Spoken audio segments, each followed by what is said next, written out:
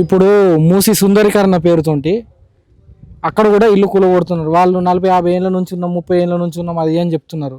ఇది ఎంతవరకు కరెక్ట్? వాళ్ళని సడన్ గా కూలగొట్టేసేస్తే వాళ్ళు ఎక్కడికి వెళ్ళిపోవాలి? నేను ఏం చెప్పాను ఇంతకు ముందు, ఆడికించి వాళ్ళని లేపుతున్నావు కదా. రింగ్ రోడ్ పడితే ఈ జాగలు నువ్వు మూసీ సెంటర్లకని లేపుతున్నావు. హైదరాబాద్ రింగ్ రోడ్ పడితే ఈ వానికి ఏడుంటావు, ఆడ పరంపవులు ఉన్నాయి కదా, అంత వాల్యూ రింగ్ రోడ్ పడితే వస్తుంది కదా. ఓఆర్ఆర్ పక్క పడితే ఆడ 100 గజాలు పోతే 200 గజాలు అదులకు వస్తారు కదా, ఒప్పుకుంటారు కదా వాళ్ళే. డబుల్ బెడ్రూమ్లలో ఉంచుతా అంటున్నాడు గవర్నమెంట్. డబుల్ బెడ్రూమ్లలో ఇప్పుడు వానికి 500 గజాలు పోతే డబుల్ బెడ్రూమ్ ఇవ్వడం కూడా న్యాయం కాదండి.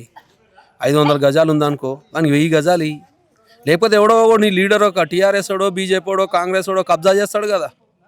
మరి వాళ్ళకైతే పోగొట్టు ఉండాలంటే ఆయనకి మూసి సుందరీకరణ ఉన్న వాళ్ళందరికీ ఫస్ట్ ఓఆర్ఆర్ పక్క పడతారు, ప్లాట్లు ఇస్తే ఇప్పుడు కేటీఆర్ ఓని, కిషన్ రెడ్డి ఓని ఎవడు వాళ్ళకి సహకరించాడు. అందరు రేవంత్ రెడ్డికి జిందాబాద్ అంటారు.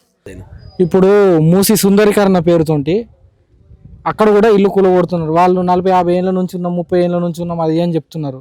ఇది ఎంతవరకు కరెక్ట్? వాళ్ళని సడన్ గా కూలగొట్టేసేస్తే వాళ్ళు ఎక్కడికి వెళ్ళిపోవాలి? నేను ఏం చెప్పాను ఇంతకు ముందు, ఆడికించి వాళ్ళని లేపుతున్నావు కదా.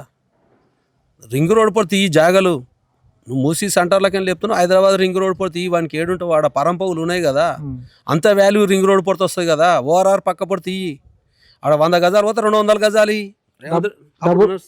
అదులకు వస్తారు కదా, ఒప్పుకుంటారు కదా వాళ్ళే. డబుల్ బెడ్రూమ్లలో ఉంచుతా అంటున్నాడు గవర్నమెంట్. డబుల్ బెడ్రూమ్లలో ఇప్పుడు వానికి 500 గజాలు పోతే డబుల్ బెడ్రూమ్ ఇవ్వడం కూడా న్యాయం కాదండి. 500 గజాలు ఉందనుకో, వానికి 1000 గజాలు లేకపోతే ఎవడో నీ లీడర్ ఒక టీఆర్ఎస్ ఓడో, బీజేపీ ఓడో, కాంగ్రెస్ ఓడో కబ్జా చేస్తాడు కదా.